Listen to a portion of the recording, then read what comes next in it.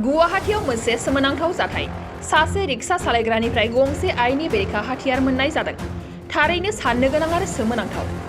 मिथिनायाव रिक्सा सालायग्राफोरा गाव गावनि बोथिसे आदारनि थाखाय सान्दुं अखा सौसिनानैब्लाबो रिक्सा सालायनानै रां आरजियो। नाथाय सासे रिक्सा सालायग्रानिफ्रायनो आइनि बेरेखा हाथियार मोननाया थारैनो सोमोनांथाव आरो साननो गोनां बाथ्रा। गुवाहाटी पल्टन बाजाराव सासे रिक्सा सालायग्रानिफ्राय गंसे 7.62 mm नि पिस्तल आरो गरबा गुलि हमना मोननाय जादों।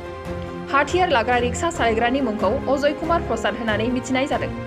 रिक्सा सालायग्राखौ हमनानै दा पुलिसा गोख्रोङैनो नायबिजिरगासिनो दङ।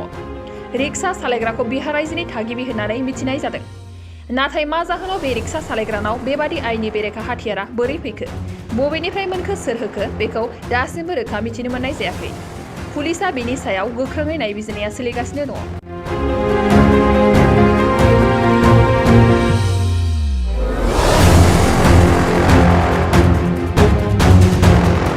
गुवाहाटीयाव मोनसे सोमोनांथाव जाथाय सासे रिक्सा सालायग्रानिफ्राय गंसे आइनि बेरेखा हाथियार मोननाय जादों।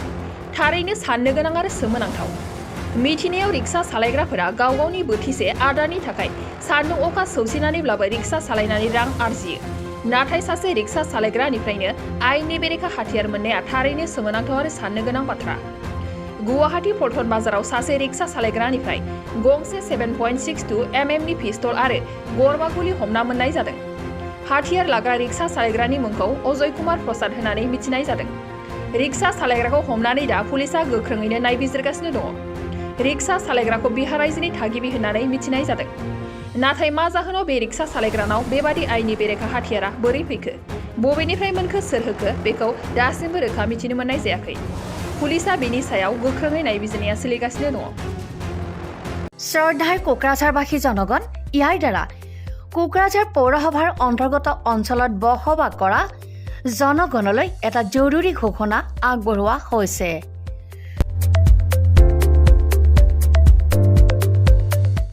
কোকৰাঝাৰ পৌৰসভাৰ অধীনত প্ৰপাৰ্টি বা হোল্ডিং টেক্সৰ সেল্ফ এছেছমেণ্ট আৰু ৰি এছেছমেণ্টৰ কাম পূৰ্ণ গতিত চলি আছে।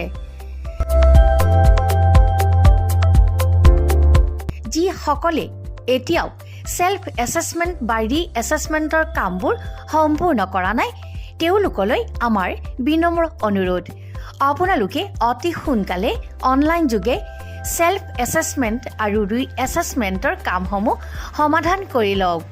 তাৰ বাবে আপোনালোকে অনলাইন যোগে প্লে ষ্ট'ৰলৈ গৈ আছাম প্ৰপাৰ্টি টেক্স এপছটো ডাউনলোড কৰি এই এপছৰ দ্বাৰাই আপোনালোকৰ আধৰুৱা কামবোৰ সম্পূৰ্ণ কৰি ল'ব পাৰিব।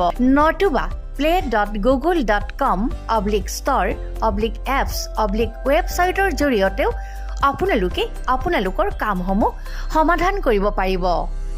যদিহে আপোনাৰ অনলাইন যোগে আধৰুৱা কামবোৰ কৰিবলৈ অসুবিধা পাইছে তেতিয়াহ'লে আপোনালোকে কোকৰাঝাৰ পৌৰসভাৰ কাৰ্যালয়লৈ গৈ ৱাৰ্ড কমিছনাৰৰ পৰা প্ৰয়োজনীয় আবেদন পত্ৰ অৰ্থাৎ ফৰ্মসমূহ সোনকালে সংগ্ৰহ কৰি লওক। বিতংকৈ জানিবলৈ কোকৰাঝাৰ পৌৰসভা কৰ্তৃপক্ষৰ সৈতেও যোগাযোগ কৰিব পাৰিব। ইতিমধ্যে আপোনালোকৰ সহায়ৰ বাবে মেগা কেম্প কাৰ্যসূচী অনুষ্ঠিত কৰি থকা হৈছে। ধন্যবাদ।